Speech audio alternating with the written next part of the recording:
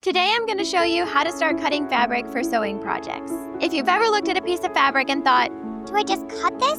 Or is there something I'm supposed to do first? you're in the right place. It can feel surprisingly overwhelming when you're getting started because you don't even know what you don't know. Do you need to wash the fabric first? Does it matter which direction you cut? And what does grain even mean? By the end of this video, you'll know exactly how to get started and feel confident making your first cuts. Now I've broken everything down into 5 simple sections. What you'll need, what to do before you start cutting, 2 different ways to cut fabric, a few fabric basics every beginner should know, and finally, some common beginner mistakes you'll definitely want to avoid. Hi, I'm Victoria, and I help you sew practical, stylish accessories that are ready for real life and real adventures.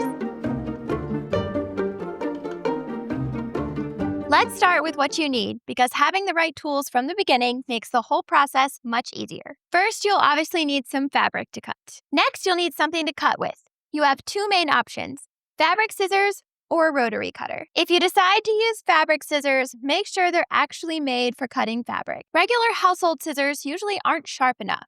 And even fabric scissors will lose their edge quickly if you start using them to cut paper, cardboard, or anything else. The biggest advantage of fabric scissors is that they're simple and affordable. It's just one tool to buy. The downside is that they tend to be slower. And because you're opening and closing the blades over and over again, it's a little harder to get those long, perfectly smooth cuts. The other option is a rotary cutter, which is basically a pizza cutter for fabric. It uses a sharp circular blade that rolls across the fabric, giving you fast, smooth, accurate cuts in one continuous motion. Personally, this is what I use for almost everything. I find it faster, easier, and much more accurate, especially once you're cutting multiple pieces for a project. The trade-off is that the rotary cutter needs a couple of extra tools to go with it. You'll also need a self-healing mat to protect your table and an acrylic ruler. The ruler isn't just for measuring, it acts as a straight edge that guides the rotary cutter so you can make clean, straight cuts every time. So while the rotary cutter costs more to get started, I think it's well worth it if you plan to sew regularly. Next, you'll need something to measure with. A measuring tape works perfectly well, especially if you're on a budget. But if you can, I'd also recommend picking up a straight ruler. It makes measuring and marking straight lines much easier. And if you're using a rotary cutter, you'll already have an acrylic ruler that can pull double duty here. You'll also need something to mark your fabric. There are lots of different options, but if you're just getting started, I'd recommend a disappearing ink marker like this one from Dritz. It's easy to use, easy to see, and the marks disappear on their own in about 72 hours. So you don't have to worry about washing them out afterward. And finally, you'll need to know what you're cutting. That could be a sewing pattern, or it could simply be the dimensions for the pieces you want to make. Either way, having those measurements before you pick up your scissors or your rotary cutter can make the whole process much smoother. Before we actually start cutting, let's take a couple of minutes to prepare the fabric. These quick steps can save you a lot of frustration later. The first thing to consider is whether you should wash your fabric before using it. The answer depends on what you're making. If you're sewing something that needs to be washed regularly, like clothing, it's generally a good idea to go ahead and pre-wash your fabric so any shrinking happens before you sew it together. For accessories, though, I usually don't bother. Most of the things I make don't need to be washed, only spot cleaned, so I usually skip this step. Next, press your fabric so it's nice and smooth. And by press, I just mean ironing it. This is one of those steps that's easy to skip when you're excited about a project. But wrinkles can throw off your measurements and make your cuts less accurate. Taking a couple of minutes to flatten everything will make the rest of the process much easier. Depending on the project, you may also need to fold your fabric before cutting. Some pattern pieces are designed to be cut on the fold, and sometimes folding the fabric lets you cut 2 identical pieces at the same time instead of measuring and cutting separately. And more on this later, but I'd be cautious about stacking fabric, even though it can sometimes be helpful. And finally, decide if you'll be cutting from a sewing pattern or measurements. That choice will determine how you approach the process for actually cutting the fabric. Before we get into the actual cutting process, there's one fabric concept that's worth understanding, and that's fabric grain. If you're working with woven fabric, you'll often hear terms like lengthwise grain, crosswise grain, and bias. These simply refer to the direction the thread runs through the fabric. The lengthwise grain runs parallel to the selvage and has the least amount of stretch. The crosswise grain runs across the width of the fabric and usually has a little more stretch. Then there's the bias, which runs diagonally about a 45-degree angle across the fabric. This is the stretchiest direction and is commonly used when making things like bias tape or whenever you want the fabric to have a little more flexibility. For garment sewing, grain can make a huge difference because it affects how clothing hangs and stretches. Since I sew bags and accessories, though, I generally don't worry about grain because it usually doesn't have much impact on the type of projects I make. If you'd like to learn more about these and other sewing terms, I have a separate video defining a lot of these terms, which I'll link at the top of the screen and in the description. But for now, this is all you need to know before we start cutting.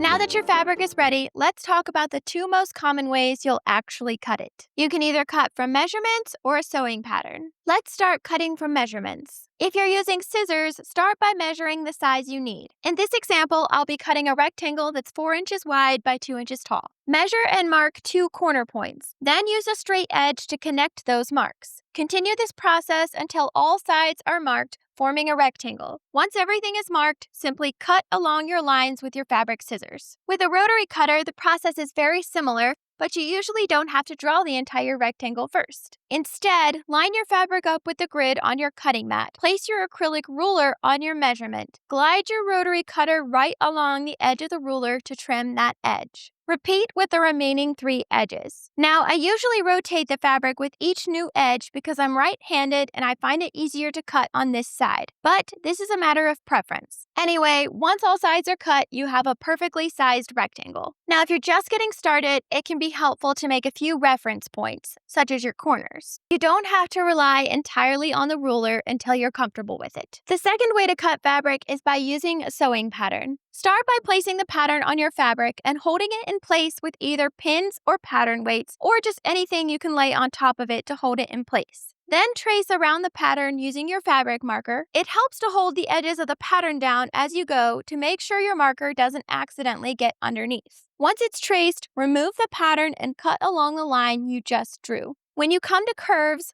like this one, make lots of small cuts, only closing your scissors slightly instead of closing the scissors for a full cut, or trying to turn the scissors around all at once. Small adjustments will give you a much smoother edge. With a rotary cutter, you can usually skip the tracing altogether. Hold the pattern in place with pattern weights or something else heavy, and then simply guide the rotary cutter around the edge of the pattern. On straight sections, you can usually make one smooth cut. On curves, I like to go a little bit at a time, repositioning the blade a couple of times before continuing around the shape. It gives much better control than trying to force the entire curve in one motion. Whatever method you choose, take your time and focus on keeping your cuts smooth rather than speed. You'll naturally get faster with practice. Next, we'll talk about some common beginner cutting mistakes, but before we get into that, I want to quickly tell you about my sewing measurement guide. It's designed to take the overwhelm out of measurements, related tools, and terms you might run into when you're first learning to sew. Instead of wondering what all these different rulers are for, what a jelly roll or fabric bolt actually is, which marking tool you should buy, or trying to remember measurements and conversions, this guide brings everything together in one beginner-friendly resource. It includes measurement charts, printable rulers and templates, conversion charts, visual diagrams, and clear explanations that make those everyday sewing concepts finally make sense. And even after you've been sewing for a while, it becomes a handy resource you'll find yourself coming back to again and again instead of searching for the answer every time you need it. If that sounds like something that would make sewing a little less overwhelming, you can find it via the QR code on screen or linked in the description below. Now let's talk about some common beginner cutting mistakes to avoid.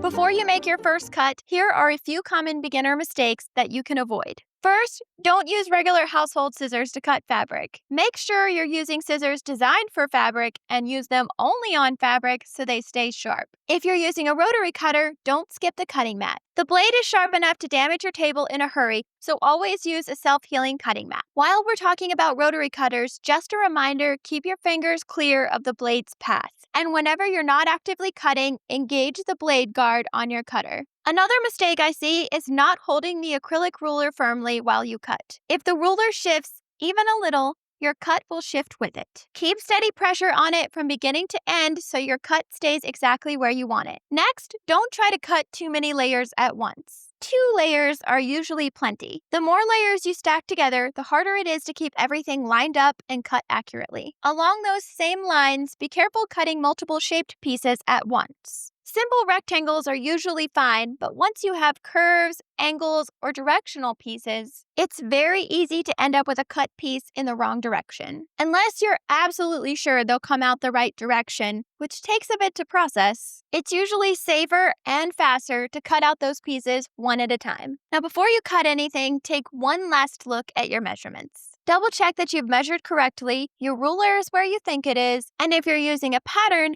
make sure you followed any instructions, such as cutting on the fold. I actually didn't do that recently for my own pattern. Ended up cutting out one layer instead of on the fold and ended up with a useless piece of fabric. So, spending an extra few minutes checking your work is a lot better than realizing you just cut the wrong piece. And pay attention to directional prints. If your fabric has a design with an obvious top or bottom, make sure you've oriented the pattern the way you want it before you cut. And double check where a design element might get placed within the piece you cut. Finally, don't forget about seam allowance. Some sewing patterns, including all of mine, already include the seam allowance in the pattern pieces. Others don't. And if you're cutting directly from measurements instead of a pattern, remember to add enough extra fabric for seams. Otherwise, your finished piece will end up smaller than you intended. If you found this video helpful, please hit the like button to help it reach more people who need it. And if you'd like more sewing tutorials and practical tips, be sure to subscribe. Looking for more beginner guidance? Check out this Sewing for Beginners playlist here.